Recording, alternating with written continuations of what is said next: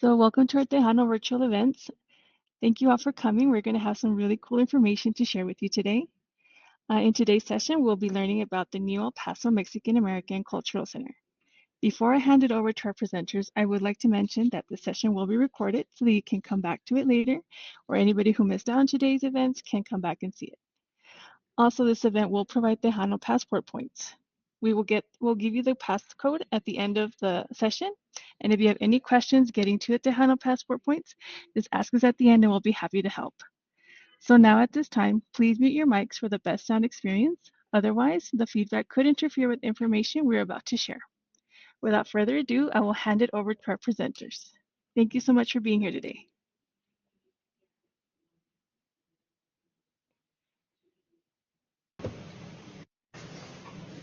Good morning.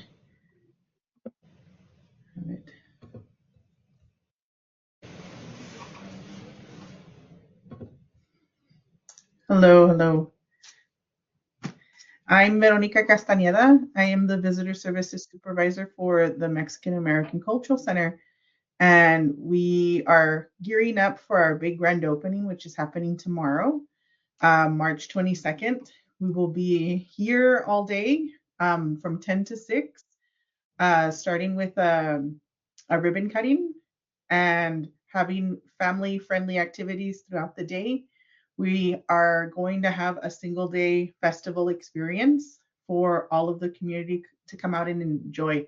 So we're happy to have you all learn about the MAC prior to opening, but we are nonstop party action over here because we are ready for tomorrow. We're getting ready for tomorrow. So thank you for joining us, and I'm so glad that you all will get to hear a little bit about us prior to opening. So our big grand opening date was announced, and March 22nd is a very anticipated date for this project. And I'll talk a little bit about the history of the project, but this is our mission. The mission of the El Paso Mexican American Cultural Center is to celebrate dynamic traditions and resiliency of our border culture through vibrant art experiences and creative engagement. So it's a lot of fancy talk, a lot of really beautiful words to describe what this center really will be. It'll be a learning center, an exhibit space, and really a community cultural hub for our local artists and for the community to enjoy. And this is our inaugural staff. We've grown since this presentation has originally been made, but we're still growing. We still have a few spots to fill, a few positions to fill out that hopefully we will be filling soon because we definitely need the help. But we'll start with our staff here. Ms. Rebecca Munoz is our director. Soon to be Dr. Munoz. We're very excited for her. Ms. Itzel Barraza is our community engagement manager. I'm Veronica Castañeda, the visitor services manager. And then Ramon Cardenas is our exhibits coordinator. Ramon is a fantastic artist himself. He is a local muralist who paints with his partner under the title Los Dos, and their murals are across the city, really beautiful pieces. But he is our exhibits coordinator, and our first exhibit is entitled Es Hora, which is hyper-focused on El Paso art and artists. And the exhibit is going to feature artists from past, present, and future that are El Paso and Juarez based. So we have pieces by Luis Jimenez and Gaspar Enriquez, who are acclaimed notable artists from the area, and a lot of up-and-coming wonderful talent that is very excited to be a part of our exhibit, and we're excited to definitely have their beautiful pieces. Some of our other staff, Mr. Robert Mariscal is our preparator, so the gentleman that helps build the exhibits out. Mr. Mundo Bueno, our facilities maintenance supervisor, who is everything building. He's a fantastic person.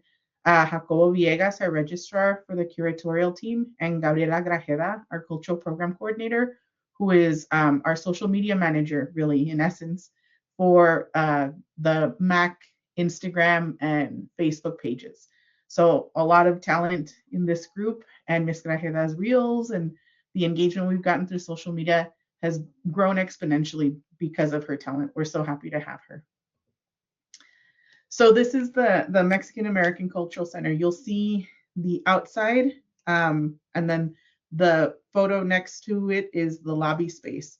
But why we wanted to feature these two photographs is the outside space has a huge LED screen. And if anybody knows where the building is located, we are right in between the Museum of History and the public library, the main public library in downtown. And there's a park right outside of our building. So the park, Cleveland Square Park, was also recently remodeled and made into a sort of amphitheater for this space. So right outside of our pergola entrance is this giant LED screen. And the hope and the planning for this screen is to be able to promote what's going on at the MAC, but also to have film nights and have the park be an interactive space with the MAC and maybe streaming some of the programming that we're having within the building. So it's a really interactive space to even include the park right outside of our space. And the lobby is the second photo with Mac just written there. It is much more colorful and vibrant today because you'll see it if you come to our grand opening. We have some art installations in the lobby. We have a really beautiful sort of photo booth that we have for guests to come and take photos in excuse me. And then down the hall are our classes, but those first big two openings off to the sides are the auditorium and the exhibits space, our gallery space. And then across the hall is the teaching kitchen. So we have a classroom there that will be part of our programming, our regular programming. So a lot of workshops and classes. And on the first floor, the main class that's down there is a teaching kitchen. And what we're hoping to have are a slew of different chefs focused on Mexican cuisine to be able to provide classes and workshops to all ages. We're thinking sopitas for little ones, and then maybe a tamale course that I definitely need to take by some of our chefs.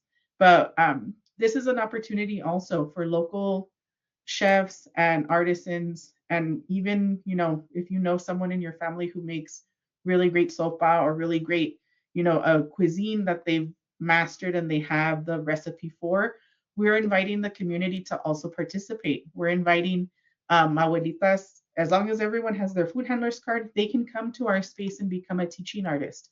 So if you know of somebody who is willing and wants to participate um, and be a teaching artist for the MAC, they can, and it is a paid opportunity for people to provide workshops for the MAC. And I mean, we would love to have everyone's fabulous recipes come through and teach workshops. And that's just something that is an opportunity for different artists and different mediums in our space. Cooking is one of them. So we've already reached out to quite a few chefs. But I mean, if anyone here knows of somebody that's interested, we'd love to hear from them. This is our main gallery, and in this space is where the inaugural exhibition Es Hora is happening. And this is when we were first building out the MAC. It's 3,000 square feet.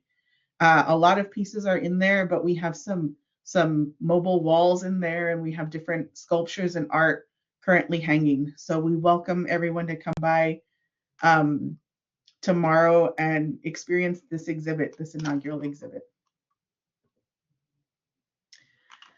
So these are all the classes that exist at the MAC. The art classrooms, we have what we call the wet and the dry arts. So the wet arts would be paint, ceramics, anything messy. We have a classroom for those disciplines. The dry classrooms, excuse me, are like our digital media room. And then we also have a maker space. So the digital media room is for digital design and to help mostly incorporate new technologies in the world of the arts.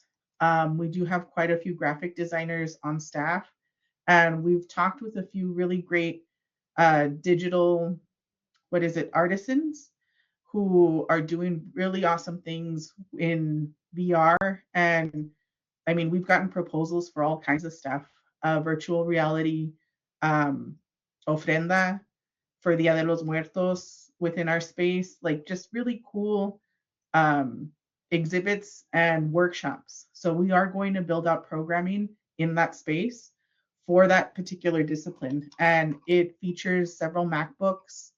Um, and these classes and workshops we're hoping to have throughout the month, but we are also looking to have camps, summer camps for kids or summer camps for adults. We're building our programming for the year, and these camps can be, week or 2 weeks long, but it'll be something that's offered to the community free. Most of the workshops within our spaces will be free to the community that people can just drop in and take, or they can register ahead of time and participate in these workshops. The summer camps we would probably charge. There will be some workshops and classes that will have a cost associated, but for the most part, most of the programming throughout the space will be free throughout the year and our calendar. We do have an auditorium, as I mentioned, on the first floor. The auditorium was originally part of the footprint that was the public library. So the public library, the MAC sits on a part of the public library's footprint, and the auditorium was incorporated into the MAC. So the public library has also gotten a remodeling, the main public library right next door, and they've grown vertically where we've grown sort of horizontally. And unbeknownst to me, I've been familiar with that public library for a very long time. And I knew that they had a basement floor, but they have another sub basement floor that have become offices. So they are a 5-story building, if you can believe it. But they've actually grown in square footage as far as their useful space. And the MAC was incorporated as part of that original footprint. So some of the spaces may seem familiar to a lot of our guests. We know that the folks that worked at the library who have gotten the tour of the MAC, they recognize Teen Town right away, which is now the second floor community gallery in our space.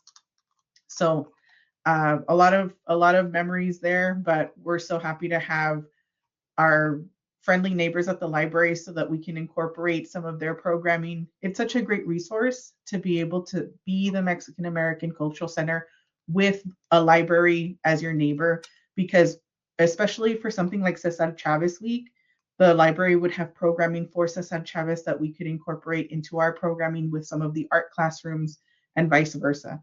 So we are working with a liaison for the public library to be able to incorporate, shared experiences for the community to enjoy both spaces. They are not open yet, so they won't be open for this year's Cesar Chavez Week, which is happening next week, actually. But in the future, we're definitely going to have some shared programming dates. The teaching kitchen, we do have a commercial kitchen. So the commercial kitchen could be used for events. We will have a lot of the space within the MAC as a rental space for private events and gatherings. So the commercial kitchen can be used as a catering kitchen for those events, but we're also looking to have the commercial kitchen be a hub for food trucks. Because the MAC works under the Museums and Cultural Affairs Department, we work with a lot of food vendors. We work with food vendors through our farmers market, and we work with food vendors for like Choc the Block and Dia de los Muertos festivals. So a lot of them are, they're established food trucks, but they might be startup restaurants, and they might need a central preparation kitchen to be able to expand. So that space will also be available to the community and to those folks who are already food vendors who may want to, expand their business and be something that they could utilize as a service, as a resource for them. And we're very excited to host for Dia de los Muertos this year, maybe a few of our food vendors in the commercial kitchen. So we're a fully permitted establishment for that service, and we're excited to share that with those folks as well. Another really exciting space in our building is the recording studio. So we have a very, very fancy recording studio. I am not familiar with a lot of the equipment in there, but the guys, we have a couple of AV techs in the building. As soon as they saw the equipment, their eyes lit up because they know exactly what those things do. And it's a lot of fun, I hear. I don't know myself, but we have, from what I'm told, state-of-the-art equipment in the recording studio.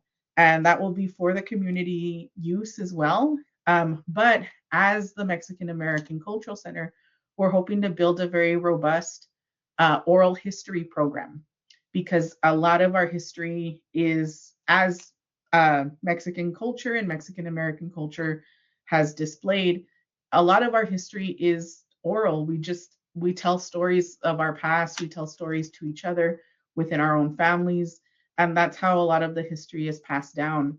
So, as the MAC, we would love to create and hold space for those histories and have it be recorded and have it be about the frontera, about this area, because it is where this space is going to be focused.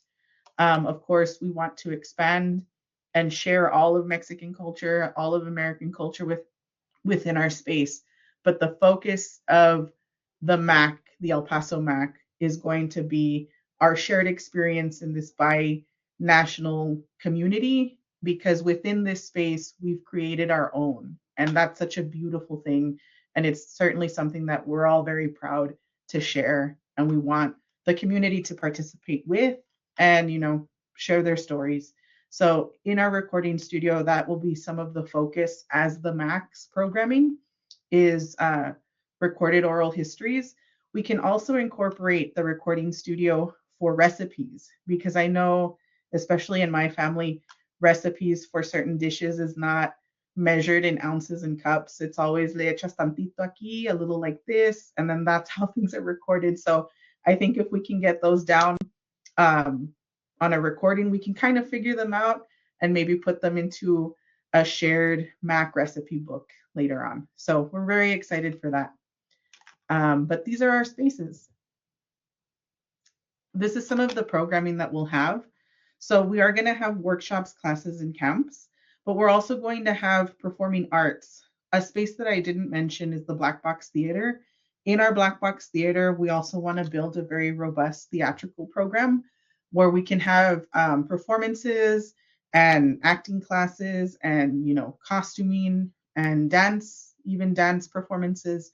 We will be having quite a few performances in the Black Box for our grand opening. We do have a theater troupe that's going to come through and use the space for its intention, but it's also one of the spaces that can be rented and it can be used for the community for gatherings or private events. But it's a beautiful space. It's a big open space. It's a Black Box theater, so it doesn't have any set fixed seating. We can arrange the seating to have different experiences in there, theater in the round, just different kinds of theater experiences. But that space, we certainly hope to be utilizing for the community, but also providing a lot of really great performance and visual arts in there. Um, we will have design, we will have poetry readings, seminars, and discussions. Our auditorium will be used for lectures and a lot of really great series that are in the works. A series, of course, for the Chicano movement history, a series of lectures for one of the ideas that's come across is a series of local influencers, local media folks who can speak to the experience of being a Mexican American in those spaces because I was not fully aware of how many we actually have in El Paso and Juarez. We have quite a few influencers and just people that have, grown exponentially in that space, in those realms of today's media. And that was one of the lecture series that has been discussed, that it may be interesting to have a lecture series hosted by the MAC for these folks to, talk about what it is to be in that space as a fronterizo, as a Mexican American, and El Pasoan, and pues sí, to explore what that means in a greater sense. So very exciting stuff in the auditorium as well. These are some of the events that we will be hosting pretty annually and, will grow as the MAC progresses through the years. We've already participated in this past year's Choc the Block and Dia de los Muertos. The photograph there was the MAC's contribution to the Dia de los Muertos parade. An artist, They go by Chingaderas, a very colorful name, but they're wonderful artists and they produce this really massive float out of cardboard. So it's a really great sustainable resource, but also these artists are phenomenal in what they do. We've participated in Winterfest and 16 de septiembre, we participated with the Mexican consulate's celebration over at the convention center, but we'll be hosting events in the future for these um, annual festivals. Hispanic Heritage Month, bilingual programming for all ages. We are hoping to offer different classes here and potentially Spanish classes, Spanish and English classes to provide for the community because that's also been something that the community has shared they're interested in having hosted at the MAC. So definitely something we're looking into. These are some of the outreach events that have happened through the past year.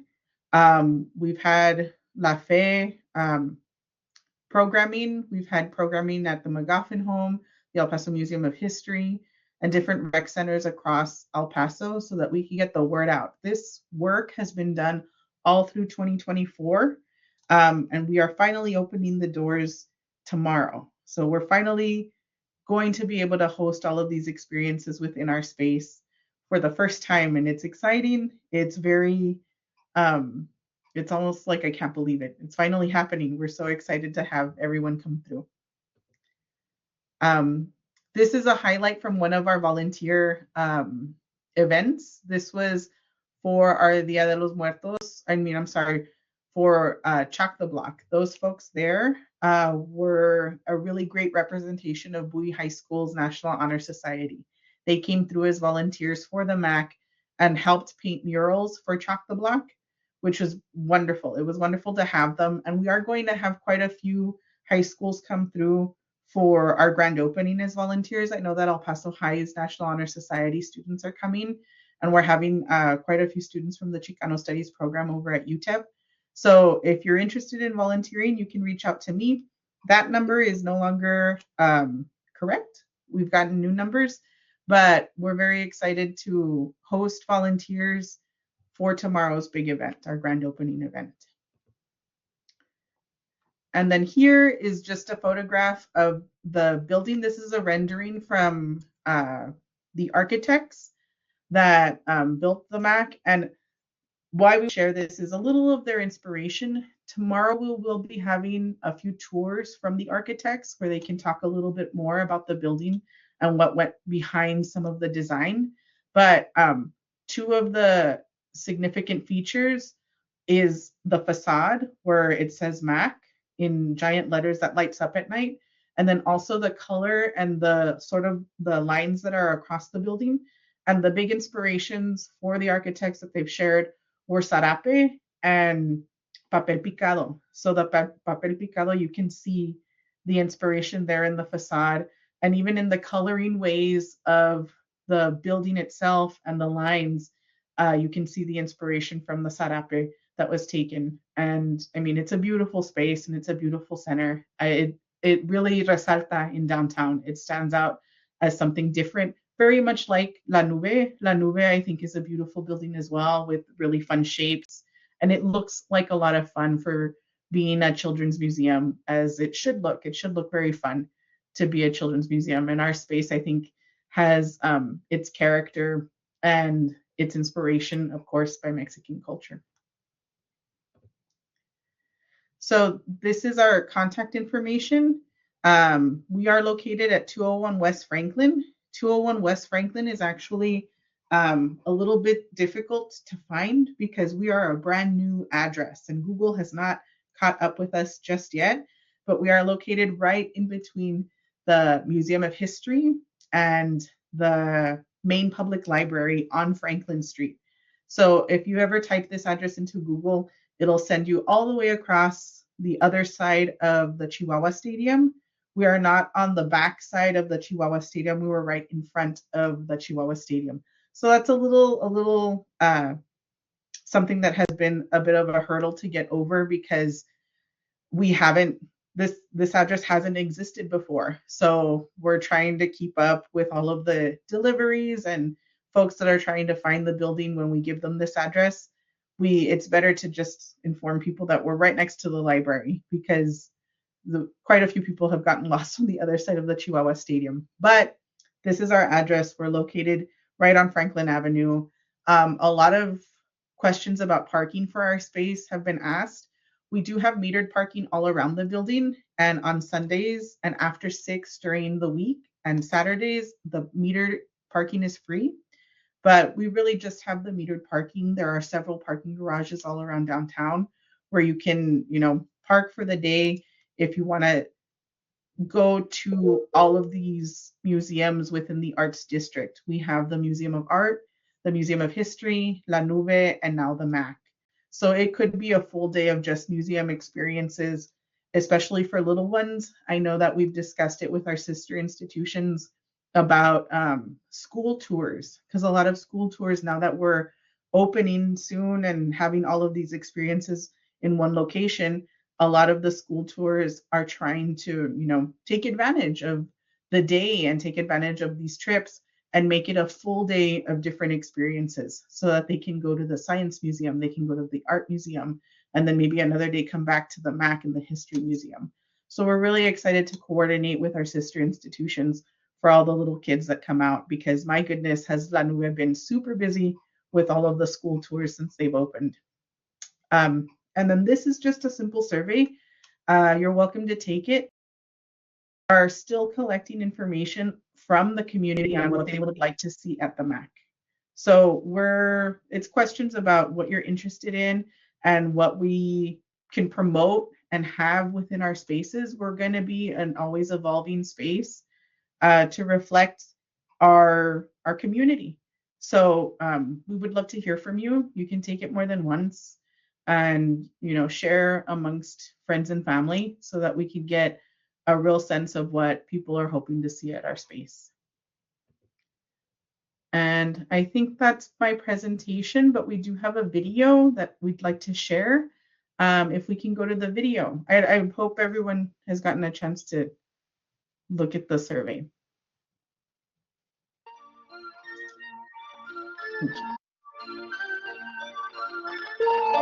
The Mexican American Cultural Center is the newest addition to the Downtown Arts District of El Paso. It is a cultural center celebrating the dynamic traditions and resiliency of our border cultures through vibrant arts experiences and creative engagement. The MAC provides residents and visitors with spaces for creation, exhibition, and celebration of Mexican American art and culture. The MAC hosts workshops, classes, series, lectures, performances, and exhibitions that not only highlight Mexican and Mexican American culture, but also showcases community members such as artists, chefs, community leaders, culture bearers, makers, and more. As the first municipal cultural center of its kind in the Borderland region, the MAC was built to provide a much-needed space to celebrate and highlight Mexican American arts, culture, and people of the Borderland. The MAC has been in development for well over a decade. In 2012, El Paso voters overwhelmingly approved a quality of life bond program, which included the Mexican American Cultural Center as one of its signature projects. Since then, there has been extensive public outreach for this project going back to 2015, including public meetings, presentations, open house events, surveys, and focus groups with the local community, stakeholders, and city representatives. The community input received during the planning stages helped shape the construction, design, programming, and amenities that will be in the facility. The completed facility exceeded all amenities and programmatic spaces identified as important by the community, including an auditorium, black box theater, dance and acting studio, a main art gallery, community art gallery, teaching kitchen, commercial kitchen, multiple art classrooms, media arts and maker spaces, recording studio, artist in residence studio, rooftop terrace with kitchen and bar, conference room, and more. Cleveland Square Park was redesigned to be shared with Museum of History and function as an amphitheater for film screenings and outdoor performances. Since its inception, community feedback has helped create this space even before construction began. Additionally, MAC's staff has continued to do outreach with local community to shape programming that will be offered at the MAC. Our programming is centered in the community, not only providing spaces for people to learn together, but also providing funded opportunities for artists and community leaders to share their stories and teach their knowledge with others. Our staff is composed of all local Borderland community members and aims to include local voices throughout our programming, promoting local representation of our region. The MAC will be a powerful economic driver, amplifying a current annual $103 million economic impact of existing museums and nonprofit cultural sector in our economy. The MAC is located in the heart of the Downtown Arts District, a vibrant area where over 1.5 million El Pasoans and tourists visit each year. The project is strategically placed near La Nube, the El Paso Museum of Art and the El Paso Museum of History, and within walking distance from the Plaza Theater, the Convention Center, Southwest University Park, 3 parking garages, public transit, and multiple hotels. Our grand opening is scheduled for March 22nd, 2025. See you there.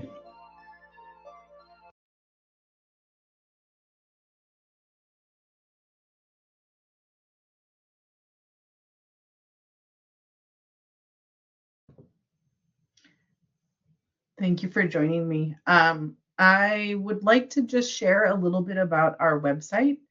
I don't know if it could be pulled up. Okay, great. So this is our website, and up at the top, we have the space, and there you can learn about the MAC. You can plan your visit. So about the MAC, if we scroll down, this is a more complete listing of staff. So you can see that we've grown. If you scroll all the way down, you'll meet everyone. So we've grown by, I think, double the size, and we're still needing a few more because of so many spaces that we have. So these folks are the ones that you'll see come day one. Tomorrow, you'll see all of these folks in action. We have an incredible team of artisans and educators that are all El Paso natives, and some that have come back from even Dallas and Austin to work in our space. But yeah, we hope to see you tomorrow.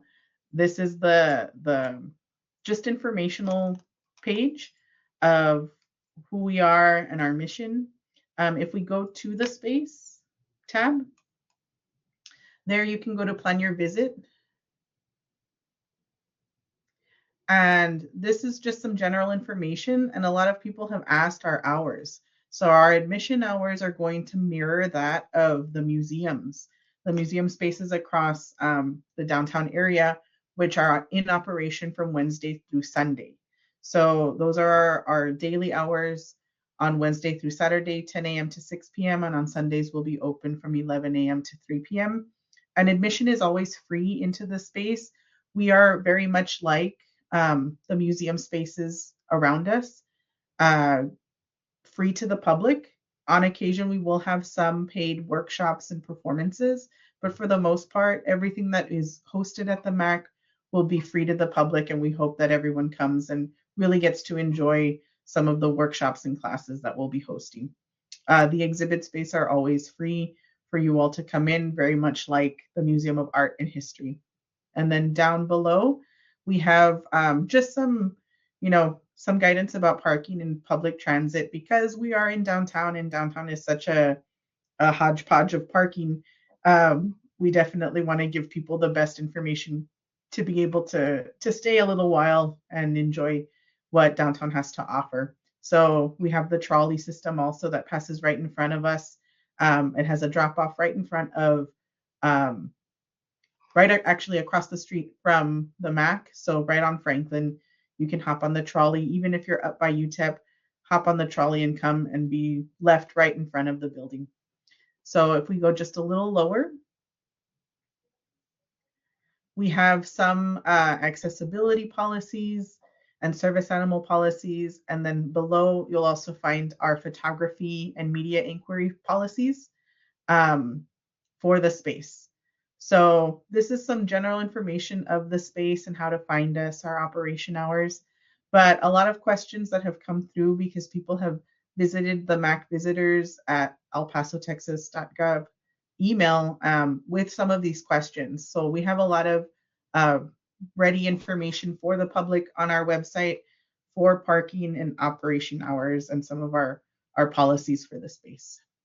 So if we can go back up to the tabs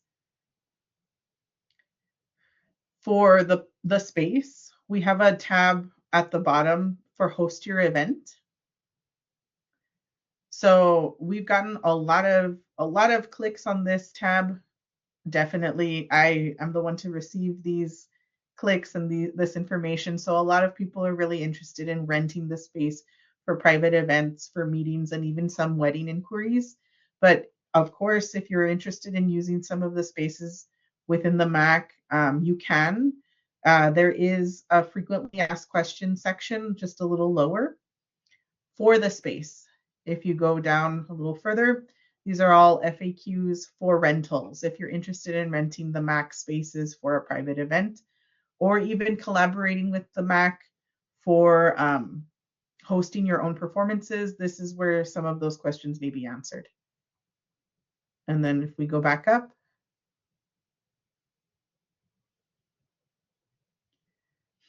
we can go into the events and exhibits.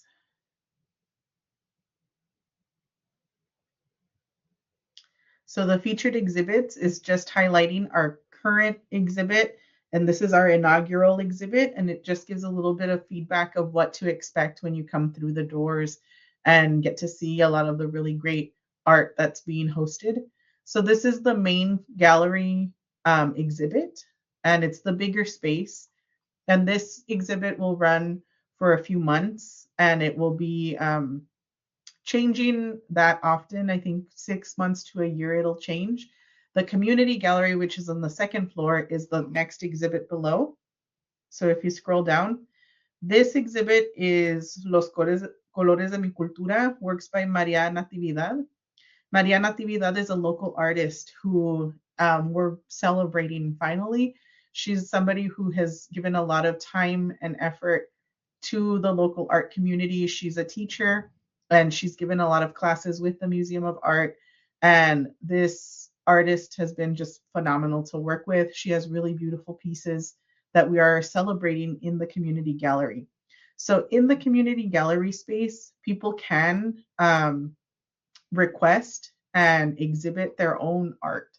That's what the community gallery's mission is. It's for El Paso artists, teenagers, up and coming artists, anybody who is interested in showcasing their work within our space. There's an application process. Our exhibits coordinator, Mr. Ramon Cardenas, and our director would be the ones to select who comes next.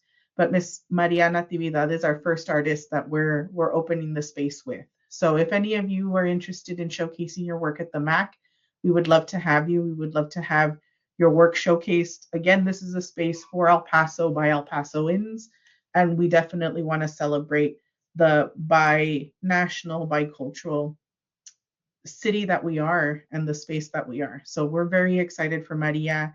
She's been wonderful. And if you come tomorrow, you'll get to meet her. She'll have a table in her space and she'll be able to talk to you a little bit about her work as well. So if we go back up, we can go into the education tab. Thank you. And then classes, workshops, and summer camps. These are currently being worked out so that we can fill up the calendars, but we will definitely have our calendar pretty filled. We've launched our website just recently, and we've gotten a lot of traffic through the website even in the past couple of weeks. So we're really excited that people are finding us, but we definitely need to upgrade some of the information or upload, excuse me, some of the information for our coming workshops and classes. But we will have a full schedule starting from day one through the year for what to expect at the MAC. We have, if you go back up, a little bit to discuss in the Get Involved tab.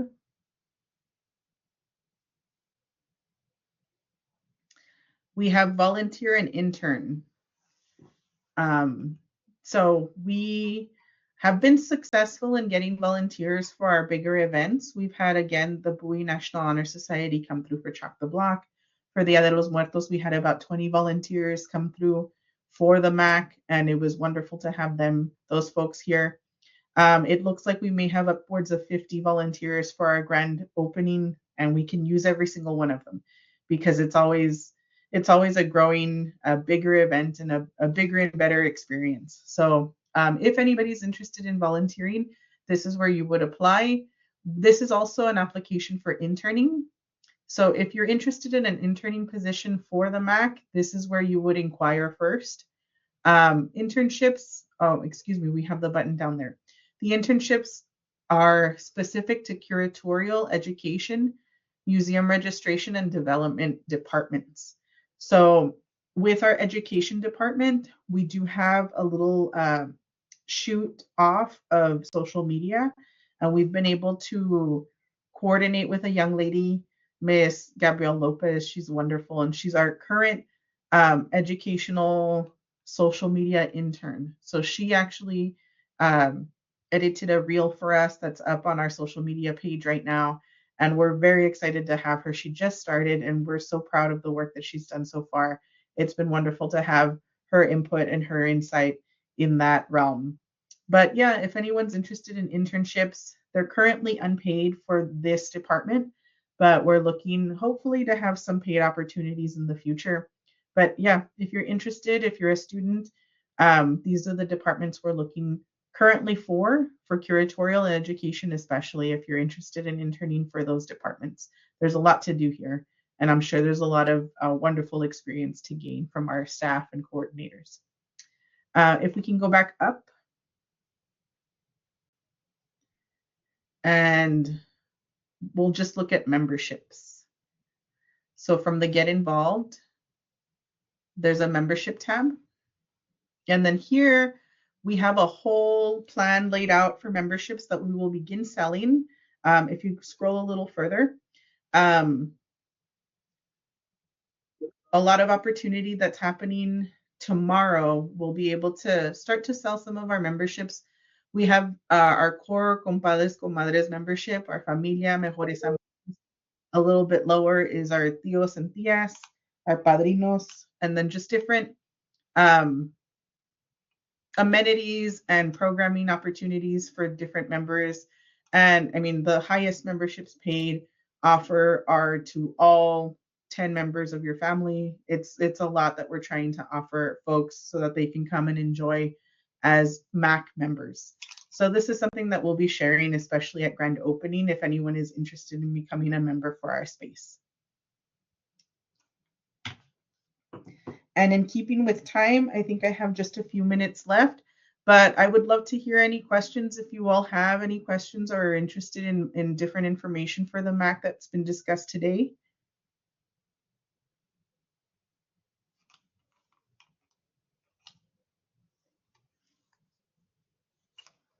I don't know if anybody has any questions in the chat. I don't think I can see the chat myself. Right now, I don't see any questions. Does anyone have any questions for Ms. Castaneda? All righty then. If you do have any questions, please raise your hand. But if not, oh, yes, we do have a question. Hi, Peter. Would you like to either post in the chat or turn on your mic? Hello, Patricia. I just, after watching the presentation, I'm wondering if the Mexican American Cultural Center has any programs uh, or uh, or actions towards animal rescue, and because Ms. Castañeda was talking about having chefs and the food experience, the the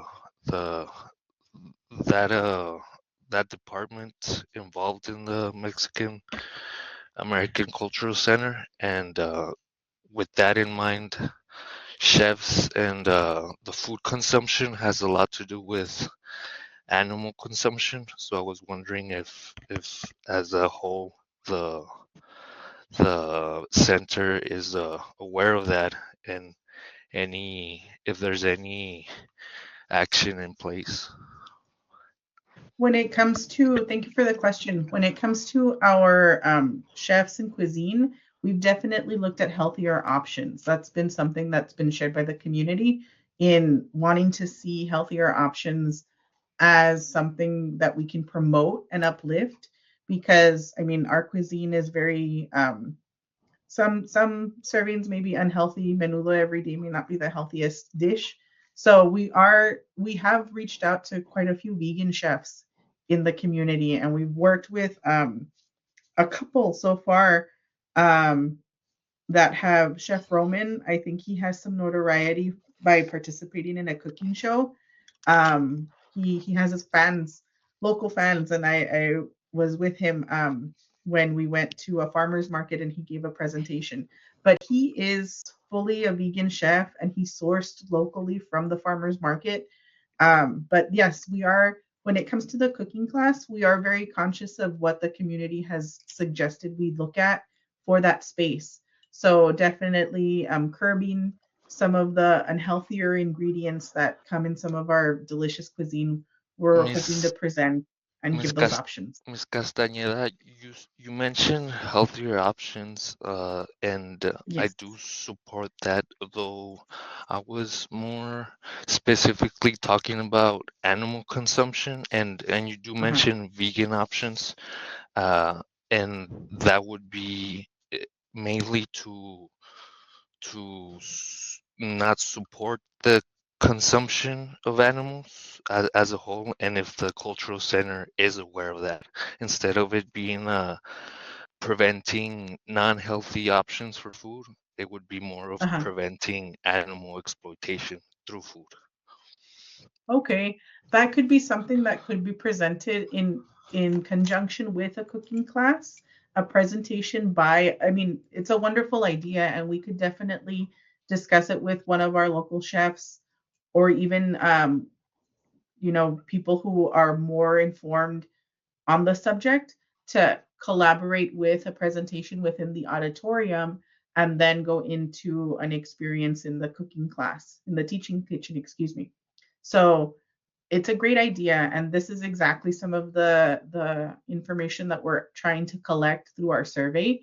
But thank you for sharing, and we can look into it for our programming, but I think it would fit more as a presentation within our auditorium and then give a demonstration of that presentation with the cuisine in our teaching kitchen.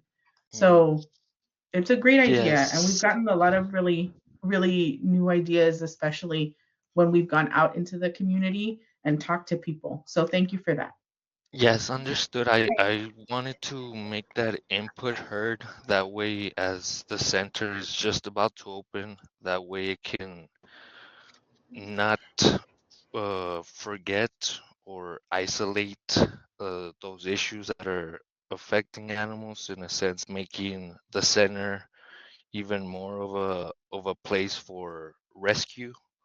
In a sense, Uh-huh. it's and then just adding that helpful part to it instead of contributing towards animal exploitation.